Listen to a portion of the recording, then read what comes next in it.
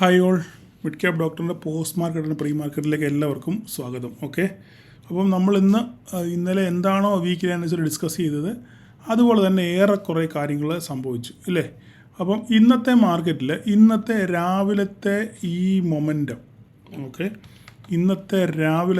ഈ momentum capture ചെയ്യാൻ പറ്റിയവർ ആരാണെന്ന് ചോദിച്ചു കഴിഞ്ഞാൽ ഫ്രൈഡേ ഞാൻ ചെയ്ത പോസ്റ്റ് മാർക്കറ്റ് എല്ലാവരും കണ്ടിട്ടില്ലെന്ന് എനിക്കറിയാം. പോസ്റ്റ് മാർക്കറ്റ് ആരൊക്കെ കണ്ടോ അവർക്ക് ഈ മൊമെൻറ്റം ക്യാപ്ചർ ചെയ്യാൻ പറ്റിയിട്ടുണ്ട്.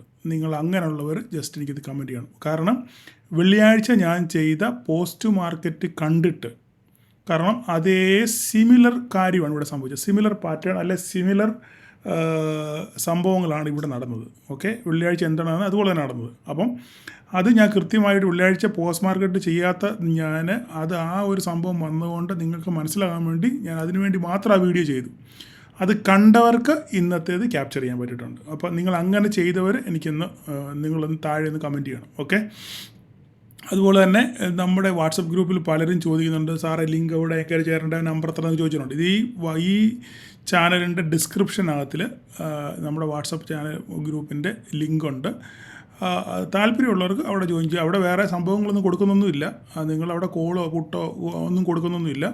Just only directions. ഓക്കെ, മാർക്കറ്റിൽ എന്താണ് സംഭവിക്കുന്നുള്ള ആ ഒരു ഇൻഫർമേഷൻസ് മാത്രമേ അവിടെ കൊടുക്കുന്നുള്ളൂ.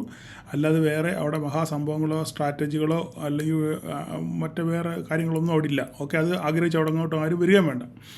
അപ്പം ഞാൻ പറഞ്ഞതിന് താല്പര്യം എന്താണ് ഇവിടെ സംഭവിച്ചത് ഒന്നുകൂടെ പറയാം. ഓക്കെ, മാർക്കറ്റ് ഫ്ലാറ്റ് ഓപ്പണിംഗ് ആയിരുന്നു അല്ലേ. ഫ്ലാറ്റ് ഓപ്പൺ ചെയ്തതിന് ശേഷം 100 പോയിൻ്റ് മാർക്കറ്റ് താഴോട്ട് വന്നു ഇല്ലേ.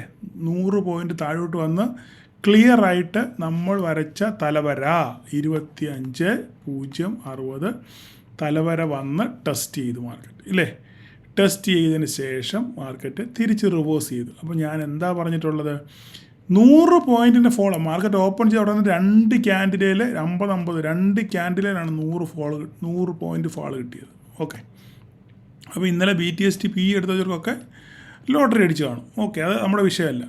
അതിനുശേഷം ഞാൻ എന്താ പറഞ്ഞിട്ടുള്ളത്, മാർക്കറ്റ് 100 പോയിൻറ്റ് വീണപ്പം എന്നെപ്പോലെ നിങ്ങളെപ്പോലെ ധാരാളം ആൾക്കാർ മാർക്കറ്റിലുണ്ട് ഇല്ലേ. അല്ലെ കോള് സെല്ല് ചെയ്ത് ധാരാളം ആൾക്കാരുണ്ട്. അവരെല്ലാവരും എന്ത് ചെയ്യും, പ്രോഫിറ്റ് ഇവിടെ ബുക്ക് ചെയ്യും ഇല്ലേ. കാരണം ഇതിന് എന്നെപ്പോലെ തന്നെ വരയ്ക്കാൻ അറിയാൻ ധാരാളം ആൾക്കാരുണ്ട് മാർക്കറ്റിൽ. മനസ്സിലായി, ഞാൻ മാത്രമല്ല എടുക്കാൻ, എന്നെപ്പോലെ ധാരാളം ആൾക്കാരുണ്ട്. അവരൊക്കെ ഇതുപോലെ വരച്ചിട്ടുണ്ടായിരിക്കും. അപ്പോൾ അവർക്കൊക്കെ ഇതറിയാം. അപ്പോൾ അവരോട് എന്ത് ചെയ്യും, പ്രോഫിറ്റ് ബുക്ക് ചെയ്യും. പ്രോഫിറ്റ് ബുക്ക് ചെയ്യുമ്പോൾ എന്ത് ചെയ്യും, മാർക്കറ്റ് പതുക്കെ മുകളിലോട്ട് പോകാൻ തീരും. അതിനുശേഷം അങ്ങനെ ആ പ്രോഫിറ്റ് ബുക്കിങ്ങും കഴിഞ്ഞ് ആലവലിയൊക്കെ കഴിഞ്ഞൊരു അരമണിക്കൂർ കഴിഞ്ഞപ്പോഴത്തേക്ക് മാർക്കറ്റ് പിന്നെ അവിടുന്ന് നല്ലൊരു ഫോള് കിട്ടി. ഈ ഫോളാണ് നമുക്ക് വെള്ളിയാഴ്ച കിട്ടിയത്. അപ്പം ഇത് എത്ര പേര് ക്യാപ്ചർ ചെയ്തു കറക്റ്റായിട്ട് നമ്മുടെ 25,334 എന്നുള്ള ആ റേഞ്ച് അവിടെ എത്തിയപ്പോൾ ഞാൻ പറഞ്ഞിട്ടുണ്ട് എപ്പോഴും ഞാൻ പറഞ്ഞിട്ടുണ്ട് എൻ്റെ വര ഒരിക്കലും എക്സാക്റ്റ് വര ആയിരിക്കത്തില്ല. അപ്പം ഓൾമോസ്റ്റ് ദിവസം മുട്ടുന്നുണ്ട്, ശരിയാണ്. പക്ഷേങ്കിൽ എപ്പോഴും ഇതൊരു റേഞ്ച് ആയിരിക്കുമെന്ന് ഞാൻ നിങ്ങൾ പറഞ്ഞിട്ടുണ്ട്. എപ്പോഴും ഒരിക്കലും ഒരു വരയല്ല പോയിൻ്റ്. ആ പോയിൻറ്റിൻ്റെ മുകളോട്ട് 10 പോയിൻറ്റ് താഴോട്ട് 10 പോയിൻറ്റ് അങ്ങനെ 10-20 പോയിൻറ്റ് റേഞ്ച് ആയിരിക്കും എപ്പോഴും നമ്മളുടെ റെസിസ്റ്റൻസോ സപ്പോർട്ടോ. നിങ്ങളത് എപ്പോഴും മനസ്സിൽ വെച്ചേക്കണം. അപ്പോൾ ഇവിടെ നോക്കിക്കഴിഞ്ഞാലും 10 പോയിൻറ്റ് ഇതിന് ഒരു 5-6 പോയിൻറ്റ് താഴെയാണ് വന്ന് ടെസ്റ്റ് ചെയ്തിട്ട് മാർക്കറ്റ് നേരെ തിരിച്ചു പോയത്. അപ്പോൾ എപ്പോഴും ഞാൻ അതുകൊണ്ടാണ് എപ്പോഴും പറഞ്ഞത്, നിങ്ങൾ മുട്ടാൻ നോക്കിയിരിക്കല്ലേ. താഴോട്ടായാലും മുകളോട്ടായാലും മുട്ടാൻ നോക്കിയിരിക്കില്ല. അതിന് മുമ്പ് നിങ്ങൾ പ്രോഫിറ്റ് ബുക്ക് ചെയ്യണം, അല്ലെങ്കിൽ നിങ്ങൾ ആക്ഷൻ എടുക്കണമെന്ന് പറയുന്നതിൻ്റെ പ്രധാനപ്പെട്ട കാര്യം അതാണ്. ഓക്കെ, എന്തായാലും നമുക്ക് ഈ ഒരു സ്ട്രാറ്റജി മനസ്സിലുണ്ടെന്നുണ്ടെന്നുണ്ടെങ്കിൽ ഇവിടെ ബിഗിനേഴ്സിന് ട്രേഡ് ഇല്ല കേട്ടോ. നിങ്ങൾ ഉടനെ ചോദിക്കാണ്ട് ഇങ്ങനെ പറയുന്നത്, നേരത്തെ പറഞ്ഞ 5 മിനിറ്റിൻ്റെ ക്യാൻഡിൽ ക്ലോസിങ് വേണം എന്നിട്ട് നിങ്ങൾ ട്രേഡ് എടുക്കാമെന്നൊക്കെ പറഞ്ഞിട്ടാണ് അങ്ങേര് ഇപ്പോൾ പറഞ്ഞ് മുട്ടാൻ നോക്കിയിരിക്കില്ല ട്രേഡ് എടുക്കാൻ എന്ന് ചോദിക്കുന്നത്. യെസ്, ഞാൻ ഈ പറയുന്നത് ഓൺലി എക്സ്പീരിയൻസ്ഡ് ട്രേഡറിൻ്റെ കാര്യമാണ് പറയുന്നത്. ഓക്കെ, ബിഗിനറിന് ഇവിടെ ട്രേഡ് ഇല്ല, കാരണം കൺഫർമേഷൻ ഒന്നുമില്ല.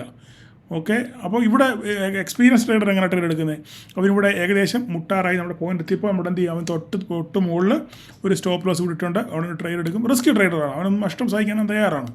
എന്നിട്ടാണ് അവൻ ട്രേഡ് എടുക്കുന്നത്. അപ്പോൾ അവൻ്റെ സ്റ്റോപ്പ് ലോസ് അടിച്ചില്ല, നേരെ അവൻ്റെ ടാർഗറ്റ് ഹിറ്റായി. ഇതാണ് സംഭവം. ഇവിടെ ബിഗിനറിന് ട്രേഡ് ഇല്ല. ബിഗിനറിന് എപ്പോഴും ട്രേഡ് ലിമിറ്റഡ് ആയിരിക്കും. അവൻ്റെ ട്രേഡ് എപ്പോഴും സെലക്റ്റീവ് ആയിരിക്കും ഇല്ലേ. അവനെ എവിടെ ഇവിടെ ഉണ്ടായിരുന്നു അവൻ്റെ ട്രേഡ്. ഇവിടെ എന്താണ് 5 മിനിറ്റിൻ്റെ ക്യാൻഡിൽ കൃത്യമായിട്ട് ഫോളോ ചെയ്തു. ചെറിയ സ്റ്റോപ്പ് ലോസ് അടിച്ചാലും ചെറിയ 5, 6, 7 പോയിൻറ്റ് സ്റ്റോപ്പ് ലോസ് വരത്തുള്ളൂ ഇല്ലേ. പല 10 പോയിൻറ്റ് സ്റ്റോപ്പ് ലോസ് വരത്തുള്ളൂ.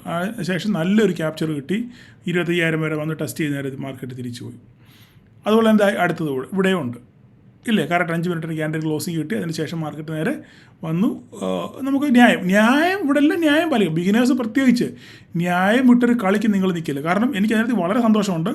ധാരാളം ആൾക്കാർ ന്യായം പാലിക്കാൻ ശരിക്കും പഠിച്ചു. സാറേ മാർക്കറ്റ് എങ്ങോട്ട് പോയാലും എനിക്ക് പ്രശ്നമില്ല, ഞാൻ ന്യായം ഇന്ന് പാലിച്ചു എന്ന് പറഞ്ഞ് ധാരാളം ആൾക്കാർ മെസ്സേജ് അയക്കുന്നു. എനിക്ക് പ്രത്യേകിച്ച് 1500 2000 എടുക്കുന്ന ധാരാളം ആൾക്കാരുണ്ട്. 1500 to 2000 രൂപ പ്രോഫിറ്റ് എടുക്കുന്ന ധാരാളം ആൾക്കാരുണ്ട്. അപ്പം അത് സന്തോഷമുണ്ട് എനിക്ക്. അപ്പോൾ സാറേ എത്ര കിട്ടിയാലും കുഴപ്പമില്ല, ഞങ്ങൾക്ക് ഇത് മതി, ഞങ്ങൾ ന്യായം പാലിച്ചു, ഞങ്ങൾക്ക് ഈ ന്യായം മതി, ഞങ്ങൾ ഈ ന്യായത്തിൽ സംതൃപ്തരാണെന്ന് പറയുന്ന ധാരാളം ആൾക്കാരെ കണ്ടുമുട്ടാനിടയായി. അവരോടൊക്കെ എനിക്ക് വളരെയധികം നന്ദിയും കടപ്പാടുമുണ്ട്. കടപ്പാടല്ല, നന്ദിയുണ്ട്. കാരണം നിങ്ങൾ ഞാൻ ഈ പറയുന്ന തൊള്ള തുറക്കുന്നതിൻ്റെ എൻ്റെ ഈ വായിട്ടളിക്കുന്നതിന് എന്തെങ്കിലും ഒരു ഗുണം ഉണ്ടാകുന്നുണ്ടല്ലോ ആർക്കെങ്കിലുമൊക്കെ. ഓക്കെ, അത് തന്നെ ധാരാളം. ഓക്കെ, അപ്പം നിങ്ങൾ അങ്ങനെ തന്നെ മുന്നോട്ട് പോകാൻ ശ്രമിക്കുക. അത് നിങ്ങളെ ഒരു ശുഭഭാവിയിലേക്ക് നിങ്ങളെ കൊണ്ടെത്തിക്കും. എനിക്ക് അത്ര മാത്രമേ പറയാനുള്ളൂ. അപ്പോൾ അതിനുശേഷം മാർക്കറ്റ് നേരെ തിരിച്ചു പോയി. അതിനുശേഷം നല്ലൊരു ഫോൾ കിട്ടി. മാർക്കറ്റ് നമ്മുടെ 25.060 ഇല്ലേ, 25.060 കുറേ നല്ല വൃത്തിയായിട്ട് സസ്റ്റെയിൻ ചെയ്തു. നമ്മുടെ 25,000 സൈക്കോളജിക്കൽ സപ്പോർട്ട് ചെയ്യേണ്ട വരച്ചിട്ടുണ്ടായിരുന്നു. അതും ടെസ്റ്റ് ചെയ്ത് മാർക്കറ്റ് അവസാന നിമിഷം ഒരു ബുള്ളിഷ് സെറ്റപ്പ് വന്ന് തിരിച്ച് നേരെ ഇങ്ങനെ ക്ലോസ് ചെയ്തു. ഓക്കെ, അപ്പോൾ അവസാന നിമിഷം ഇത് ബുള്ളി ചെയ്ത് ആൾക്കാർ ഇത് എന്താ പറയുന്നത്, അവരവരുടെ പൊസിഷൻ അവർ എക്സിറ്റ് ചെയ്തതാണ്. ഒന്നുകിൽ കോൾ സെല്ല് ചെയ്ത് വെച്ചേക്കുന്നവർ അവരുടെ പൊസിഷൻ എക്സിറ്റ് ചെയ്യുന്നില്ല, ഹ്യൂജായിട്ട് എക്സിറ്റ് ചെയ്യുമ്പോൾ മാർക്കറ്റ് ഒരു ബൈങ് പ്രഷർ അങ്ങനെ ഒരു കയറ്റം കയറിയതാണ്. അതിന് ശേഷം നേരെ താഴെ വന്നാണ് ക്ലോസ് ചെയ്തത്. അപ്പം ക്ലോസ് ചെയ്തപ്പോഴും വെയിറ്റഡ് ആവറേജ് ആണെങ്കിലും ക്ലോസിങ്ങിനേക്കാളും താഴെയാണ് ക്ലോസ് ചെയ്തേക്കുന്നത്. അപ്പം എത്രയാണ് ക്ലോസ് ചെയ്തേക്കുന്നത്? 25.082 25.082 എന്ന് പറയുന്നത് ഈ റേഞ്ചിലാണ് മാർക്കറ്റ് ക്ലോസ് ചെയ്തേക്കുന്നത്. ഓക്കെ, അപ്പോൾ നാളെ ഇനിയാണ് സംഭവിക്കുന്നത്. നാളെ എന്താണ് സംഭവിക്കുന്നതാണ് നോക്കേണ്ടത്. ഓക്കെ, നാളെ എന്താ സംഭവിക്കുന്നത്? ഇവിടെ അങ്ങ് മാറ്റാൻ ഒരു സാധനവും ഇല്ല. ഞാൻ എന്തോ മാറ്റണ്ടേ? ഇവിടെ വല്ല മാറ്റാനുണ്ടോ? ഒന്നും മാറ്റാനില്ല, ഒരു കാര്യം മാറ്റാനില്ല. അപ്പം നമുക്ക് ഒന്ന് ഡേ ഒന്ന് നോക്കാം എന്താ സംഭവിക്കുന്നത് നോക്കിയേക്കാം. ഡേയിൽ എന്താ സംഭവിക്കുന്നത്? ഡേയിൽ നല്ല ഒരു റെഡ് ക്യാൻഡിലാണ്, പക്ഷേങ്കിൽ ഒരു റിജക്ഷൻ ഉണ്ട് ഇല്ലേ? ഒരു റിജക്ഷൻ ക്യാൻഡിലുണ്ട്. സൈക്കോളജിയിൽ വന്ന് 25,000 റിജക്ഷൻ എടുത്തിട്ടുണ്ട്. അപ്പം നാളെ ഇനി എന്താ സംഭവിക്കുന്നത് വെച്ച് കഴിഞ്ഞാൽ, അപ്പം ഒരു കണ്ടിന്യൂസ് ക്യാൻഡിലാണ് വീണേക്കുന്നത് ഇല്ലേ? കണ്ടിന്യൂസ് ഒരു വേറൊരു സെറ്റപ്പാണ് മാർക്കറ്റിൽ ഉണ്ടായിരിക്കുന്നത്. അപ്പോൾ നമുക്കിനിയും ഇതിനകത്ത് നമുക്ക് എന്താ ചെയ്യാൻ പറ്റുമെന്ന് പറഞ്ഞു കഴിഞ്ഞാൽ, നമ്മുടെ ഇവിടെയും 25.60 നിർണ്ണായകം. ഇവിടെ ഇപ്പോൾ നമുക്ക് മാർക്കറ്റ് ഓപ്പൺ ചെയ്യുന്നത് ഇതിനടുക്കാം ഇല്ലേ? ഈ റേഞ്ചിലാണ് മാർക്കറ്റ് ഓപ്പൺ ചെയ്തത്. ഒന്നുകിൽ നേരെ മാർക്കറ്റ് ഇങ്ങോട്ട് പോയി തിരിച്ചിങ്ങനെ വരണം, അല്ലെങ്കിൽ ഇവിടെ വന്ന് സപ്പോർട്ട് എടുത്ത് നേരെ തിരിച്ചു പോകണം. ഇല്ല, ഇത് ബ്രേക്ക് ചെയ്താൽ കൺഫർമേഷൻ നമുക്ക് 25,000 പൊട്ടണം. കൺഫർമേഷൻ, ബെയറിഷ് സെൻറ്റിമെൻറ്റ്സിൻ്റെ കൺഫർമേഷൻ വേണമെങ്കിൽ നമുക്ക് 25,000 പൊട്ടണം.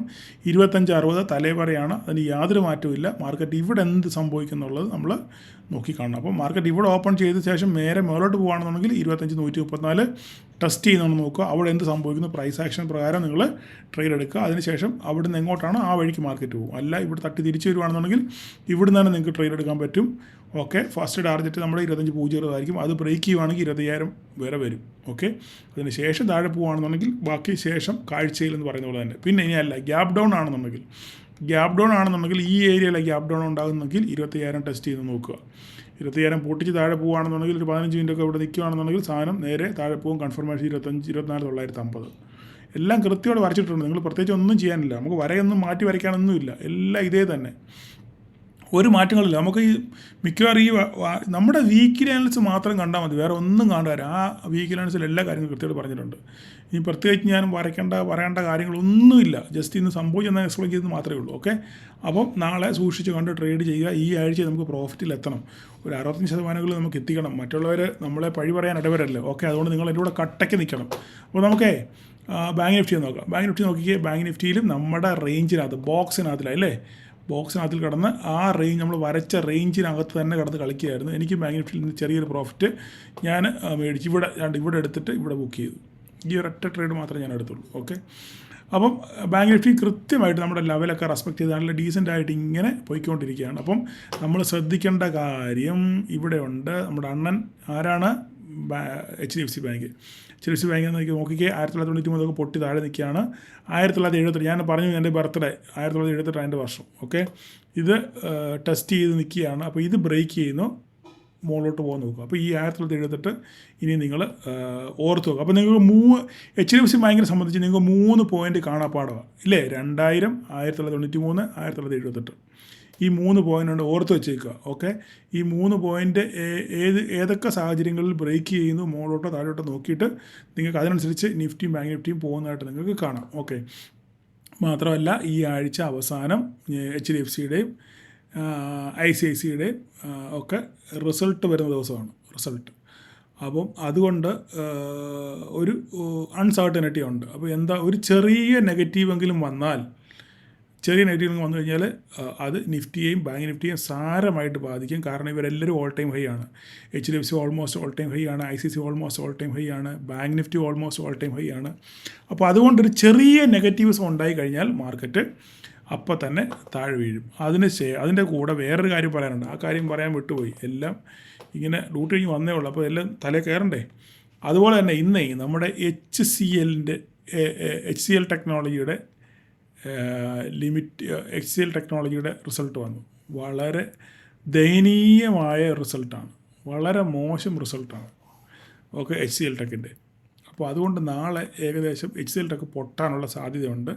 ഇതിൻ്റെ നമുക്ക് ഈ TCSൻ്റെ റിസൾട്ട് വന്നപ്പോഴേ മനസ്സിലായി IT പൊട്ടും, കാരണം നമ്മുടെ റിസൾട്ട് മോശമാണ്. അപ്പോൾ അങ്ങനെയാണെങ്കിൽ ഇതേ രീതിയിലൊക്കെ തന്നെ ആയിരിക്കും ബാക്കിയുള്ള IT കമ്പനികളുടെ റിസൾട്ടുകൾ എന്ന് മാർക്കറ്റിനൊരു ധാരണയുണ്ട്. ആ ധാരണയെ ഊട്ടി ഉറപ്പിക്കുന്ന റിസൾട്ടാണ് ഇന്ന് HCL ടെക്കിന് വന്നത്. മനസ്സിലായോ പറഞ്ഞ്? അപ്പം HCL ടെക്ക് നാളെ നല്ല ഡീസൻ്റ് ആയിട്ട് പോകും. ഒരു 5% പൊട്ടാനുള്ള സാധ്യത വളരെ കൂടുതലാണ്. അപ്പോൾ അങ്ങനെയാണെന്നുണ്ടെങ്കിൽ IT സെക്ടർ മൊത്തത്തിൽ പൊട്ടും. ഇൻഫി ഓൾറെഡി പൊട്ടി നല്ല രീതിയിൽ നിന്ന് പൊട്ടി നിൽക്കുകയാണ്. ഈ IT സെക്ടറിലും നിഫ്റ്റിയിലും ഏറ്റവും നല്ല രീതിയിൽ വെയിറ്റേജ് ഉള്ള IT സെക്ടറിലെ ഒരു സ്റ്റോക്കാണ് ഇൻഫി. ഓക്കെ, അപ്പോൾ അവൻ പൊട്ടുവാണെന്നുണ്ടെങ്കിൽ നല്ല രീതിയിൽ നിഫ്റ്റിയെ ബാധിക്കും. ഇൻഫി തന്നെ താഴെ കൊണ്ട് IT സെക്ടർ നിഫ്റ്റിയെ താഴോട്ട് വലിക്കും. അതിൻ്റെ കൂടെ ബാങ്കിങ്ങുകാരെ അനങ്ങാതെ നിൽക്കുകയോ ന്യൂട്രലായിട്ട് നിൽക്കുകയോ താഴോട്ട് വരികയോ ചെയ്ത് കഴിഞ്ഞാൽ പിന്നെ 25,000 പൊട്ടുന്നത് നമുക്ക് കാണാം. ഓക്കെ, അപ്പം അതുകൊണ്ട് നോക്കുക IT സെക്ടർ എങ്ങനെയാണ് പെർഫോം ചെയ്യുന്നുള്ള കാര്യം നിങ്ങൾ നോക്കിയിട്ട് മാത്രം ട്രേഡ് ചെയ്യുക. അതുപോലെ തന്നെ കോട്ടക് ബാങ്കും ഈ 2200 പൊട്ടുവാണെന്നുണ്ടെങ്കിൽ നമുക്ക് താഴോട്ട് കാണേണ്ടി വരും. കാരണം അത് ഒരു ഓൾ ടൈം ഹൈ രീതിയിലാണ് നിൽക്കുന്നത്. അപ്പം ഇവിടെ ഇതാ നോക്കിക്കുക, 2203 ഒരു മേജർ സപ്പോർട്ടാണ്.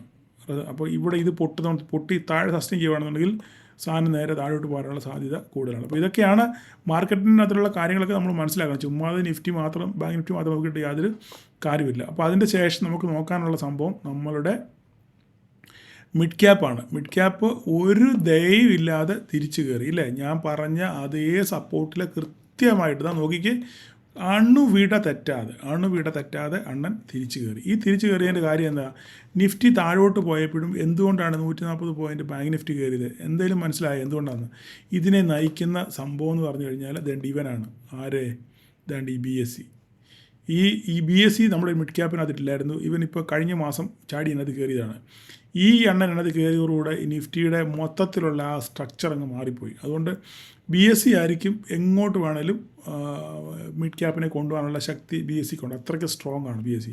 അപ്പോൾ BSE ഏകദേശം 5% ഇന്ന് ആദ്യമേ കയറിയത്. അതുകൊണ്ടാണ് ഇത്രയും ഒറ്റ സ്ട്രെച്ചിന് മിഡ് ക്യാപ്പ് കയറിയത്. അപ്പം നിങ്ങൾ മിഡ് ക്യാപ്പിൽ ട്രേഡ് ചെയ്യുന്നവർ BSE മാക്സ് ഹെൽത്താണ് രണ്ടാമത്തേത്. ഓക്കെ, മാക്സ് ഹെൽത്തും നിങ്ങൾ നോക്കുക. പക്ഷെങ്കിൽ നാളെ IT സെക്ടർ പൊട്ടുവാണെന്നുണ്ടെങ്കിൽ പെർസിസ്റ്റൻ്റ് സിസ്റ്റം കോഫോർജും പൊട്ടാനുള്ള സാധ്യതയുണ്ട്. അങ്ങനെയാണെന്നുണ്ടെങ്കിൽ ഇവന്മാരെ തിരിച്ചു കൊണ്ടുവരും. BSE മേലോട്ട് ഇവന്മാർ താഴോട്ടാണെന്നുണ്ടെങ്കിൽ ന്യൂട്രലായിട്ട് നിൽക്കും.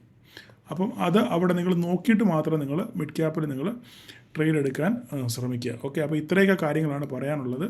അപ്പം സൂക്ഷിച്ചും കണ്ടും ആലോചിച്ചും കാത്തിരുന്നൊക്കെ ട്രേഡ് എടുക്കാൻ ശ്രമിക്കുക. അപ്പോൾ നാളെ എല്ലാവർക്കും ഒരു പ്രോഫിറ്റബിൾ ഡേ ആശംസിക്കുന്നു. Thank you all.